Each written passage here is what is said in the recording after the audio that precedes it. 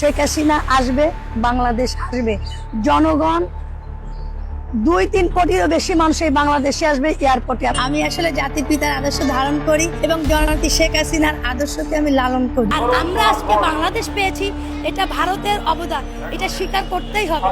তাই ভারতের সম্পর্কে আমরা সরাসরি ভারতকে সাপোর্ট করি, কারণ ভারত থেকে আমরা সহযোগিতা পেয়েছি। আমরা বাংলাদেশ আরেকটি প্রদেশ করব শুধুমাত্র সনাতনীদের জন্য। আমার মন্দিরে আমি কোথায় আমার দেবতাকে কতটুকু রাখবো তার কৈফিয়ত আপনাকে আমি দেব না। আপনি কোথাকার হরিদাস পাল যে আপনাকে এই কৈফিয়ত দিতে হবে? গুপ্ত হটাও বাঁচাও দেশ শেখ হাসিনার বাংলাদেশ। কারণ এই গুপ্ততা থেকেই তারা আজকে বাংলাদেশকে ধ্বংস করেছে এবং এটা আগে মানুষ কম বুঝতো, কিন্তু এখন এই 5 তারিখের থেকে 5ই আগস্ট তারিখ থেকে মানুষ হাড়ে হাড়ে বুঝতেছে, মানুষ হাহাকার করতেছে জাতি শেখ হাসিনার জন্য। কেউ গান বানাচ্ছে, কেউ দোয়া দরুদ করতেছে। মানে এই দেশের একমাত্র বিকল্প এই অন্ধকার দূর করার জন্য জাতি শেখ হাসিনা। আমি বাংলাদেশ সুপ্রিম কোর্টের চৈতালি চক্রবর্তী বলছি, 5 তারিখের মতো তারা আর কোনোদিন পারবে না। তাদের দলে মাঠে কোনো লোক আসবে, 2-5জন ফকিনি মকিনি কিংবা মাদ্রাসার লোকজন আসতে পারে, তারা আর কোনোদিন নতুন করে অভ্যুত্থান করতে পারবে না। অভ্যুত্থান নতুন করে করলে আমি বাংলাদেশ ছেড়ে চলে যাব। এই বাংলাদেশের রাজাকাররা, তাদেরই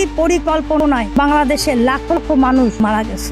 তৈরি জনতার বিচার করতে হবে এবং এই তৈরি জনতাকে ট্রাইব্যুনালের মাধ্যমে এরা বিভিন্ন সেক্টরে অমুক্ত লোক নাম দিয়ে আনবেন এবং এদেরকে জনতা বলে কোনো শব্দ নাই। তৈরি মানে তৈরি জঙ্গি, এরা জঙ্গিরই একটি অংশ।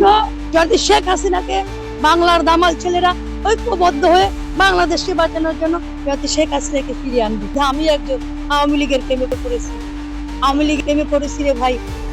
জয় বাংলা, জয় বঙ্গবন্ধু। সবাই ভালো থাকবেন।